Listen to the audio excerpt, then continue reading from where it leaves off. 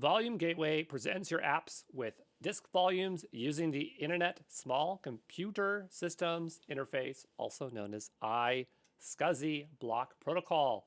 Here is our diagram.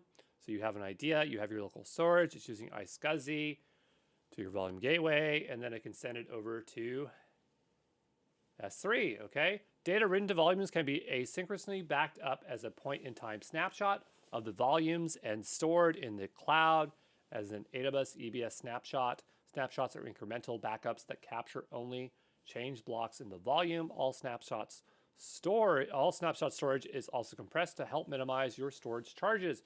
We have stored volumes and the other kind, uncached volumes, whatever we want to call them. But let's take a look at the difference between them. Well, cache and uncached. I believe stored volumes is the uncached version here. So stored volumes store primary data locally and asynchronously back up the data to AWS. So it's backing the data up to AWS. Provides your on-premise applications with low latency access to their entire data set while providing durable offsite backups. Create storage volumes and mount them as a iSCSI device from your on-premise servers. Any data written to stored volumes are stored on your on-premise storage hardware. EBS snapshots are backed up to S3. Stored volumes can be between 1 gigabyte and 16 terabytes. So there you go on that. For hosting, it could be deployed to a VM appliance or a hardware appliance or to an EC2 via an AMI. If you want to learn how to use this thing, that's a good option.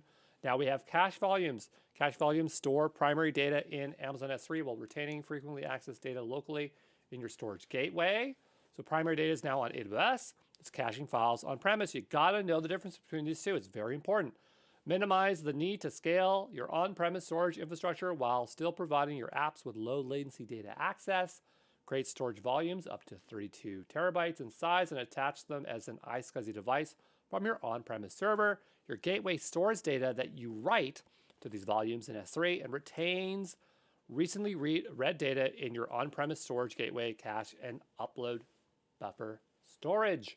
Cache volumes can be between 1 gigabyte and 32 gigabytes in size.